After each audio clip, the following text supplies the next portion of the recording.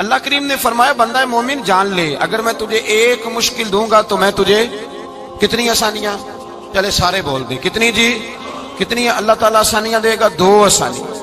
ہم لوگ اچھا جب ہمارا ذہن بن جاتا ہے نا کمزوری کا، ہمارا جب مزاج بن جاتا ہے مایوسی کا، پھر معاملہ ذرا ہمارے لیے گمبھیر ہو جاتا ہے۔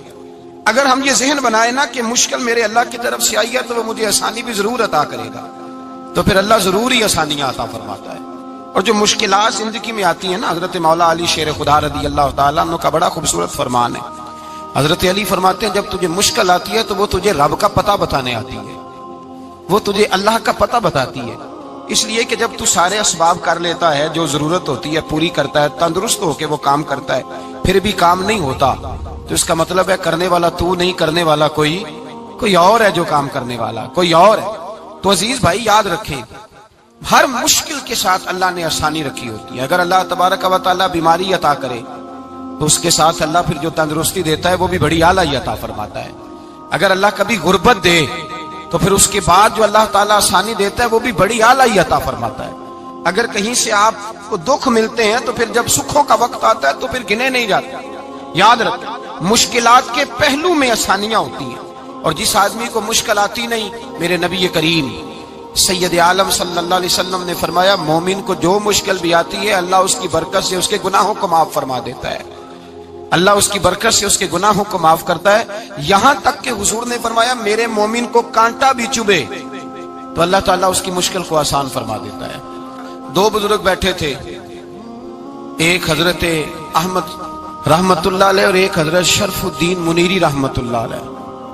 تو حضرت شرف الدین منیری کہنے لگے کہ دوست اصل میں وہ ہوتا ہے جو دوست کی طرف سے آنے والی تکلیف پر صبر کرے، جو اللہ کی طرف سے آنے والی تکلیف پہ صبر کرے وہ اللہ کا محبوب ہوتا ہے۔ تو حضرت احمد فرمانے لگے نہیں مجھے تیری بات کی سمجھ کوئی نہیں آئی، صبر کرے وہ اللہ کا دوست ہے، مصیبت پہ صبر کرے۔ تو کہا جناب پھر اگر نہیں سمجھ آئی تو آپ بتا دیں اللہ کا دوست کون ہے؟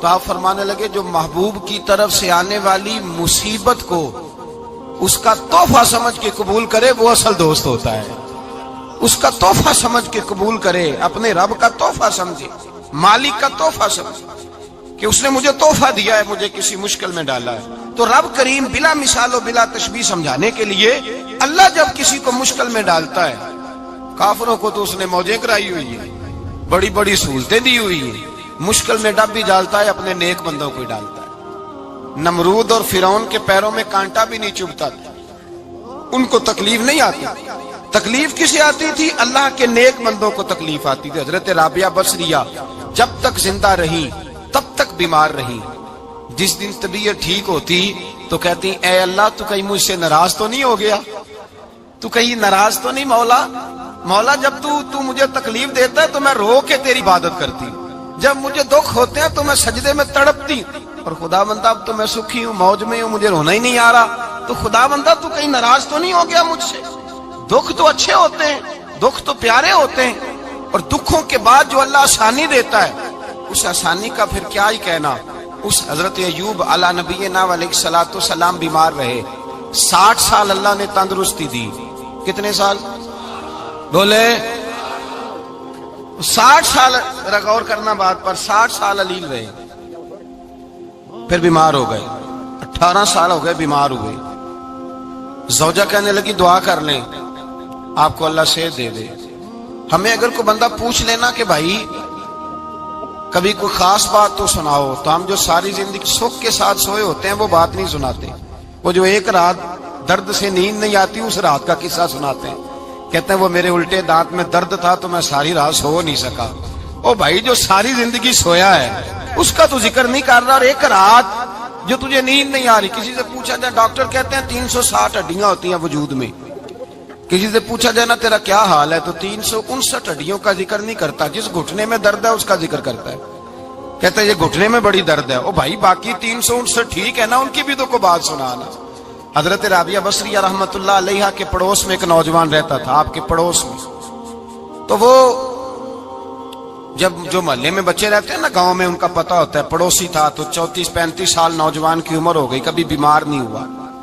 ایک دن اس کی طبیعت علیل ہوئی، سر میں درد ہوا تو اس نے پٹی باندھ لی سرخ رنگ کی، باہر نکل کے آیا، حضرت رابعہ بصری علیہ رحمہ نے دیکھا تو فرمانے لگے بیٹے خیر ہے؟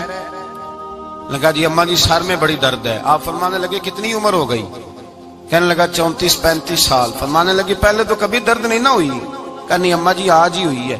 تو آپ فرمانے لگے 34 سال اللہ نے صحت دی ہے، تو نے شکر کی ایک پٹی بھی نہیں باندھی، اور آج درد ہوئی ہے تو شکوے کی پٹی تو نے فوراً ہی باندھ لی ہے، کوئی شکر کی پٹی بھی باندھنی چاہیے۔ حضرت ایوب 18 سال بیمار رہے، زوجہ کہنے لگی دعا کر لو، تو آپ فرمانے لگے بی بی سے کہ صحت کتنی دیر رہی؟ اس نے کہا 60 سال۔ تو آپ فرمانے لگے ذرا